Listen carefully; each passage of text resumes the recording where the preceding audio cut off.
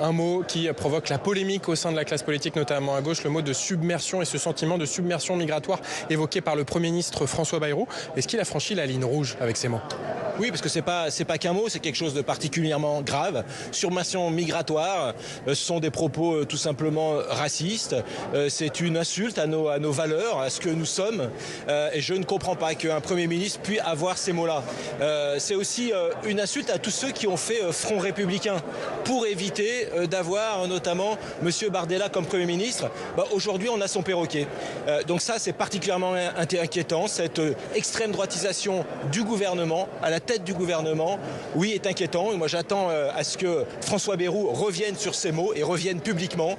Ça devient urgent. Est-ce que ces mots doivent être un motif de censure, notamment de la part de vos alliés socialistes qui, il y a 2 semaines, n'ont pas censuré François Bayrou ?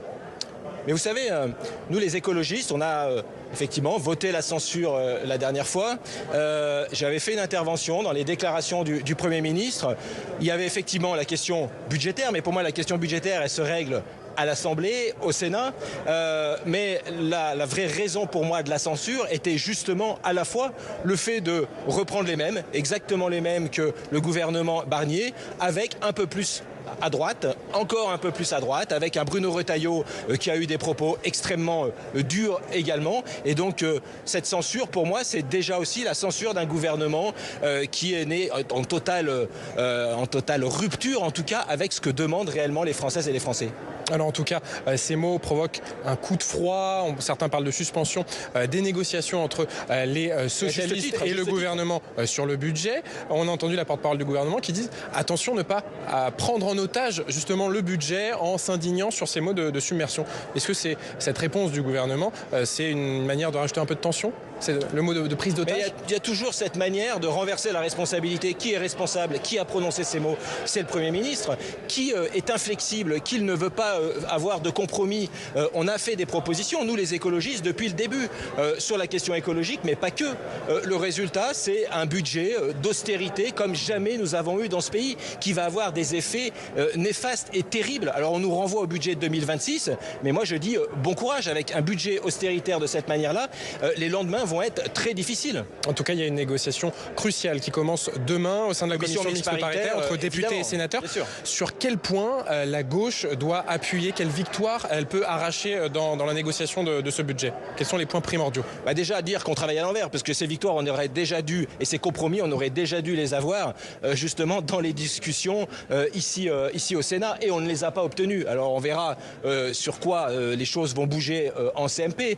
Pour moi, il y a toute la question écologique, c'est-à-dire sur la transition et comment on permet cette transition, cet enjeu de transition écologique, et notamment comment on donne les moyens aussi aux collectivités à pouvoir mettre en place cette transition. On a des propositions, que ça soit sur la question du fonds vert, que ça soit sur la question du fonds chaleur, tous ces sujets sur lesquels le gouvernement a totalement gratté, raboté, et même y est allé à la hache. Une question sur la fiscalité dans ce budget, puisque le milliardaire et PDG d'LVMH, Bernard Arnault, critique la taxe exceptionnelle sur les bénéfices des grands groupes. Il estime que cette taxe, elle va pousser à la délocalisation. Qu'est-ce que vous lui répondez ? Toujours les mêmes mots. C'est peut-être le seul élément justement qui remettait un tout petit peu de justice fiscale. Je rappelle que LVMH, c'est encore 17 milliards de bénéfices cette année. Je rappelle que les entreprises du CAC 40 ont reversé 100 milliards de dividendes. Donc à un moment donné, moi je dis juste à LVMH, est-ce qu'il aime son pays ? Est-ce qu'il aime la France ? Est-ce qu'il est patriote ?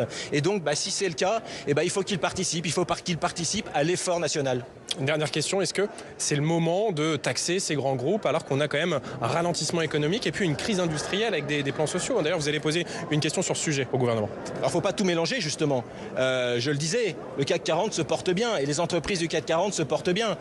Et donc, qu'est-ce qui est taxé, justement ? C'est ceux qui font des bénéfices, c'est ceux qui font des gros bénéfices. Donc, ce n'est pas ceux qui se portent mal. Mais ce qu'on voit aussi, c'est qu'il y a des entreprises qui se portent bien, qui font des bénéfices et qui licencient.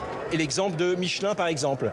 Donc, oui, on a besoin, dans les aides aussi de l'État, de mettre de la conditionnalité et donc aussi de faire participer tout le monde à l'effort national. Merci beaucoup, Guillaume Gontard, pour vos réponses et on écoutera votre question au gouvernement. Merci.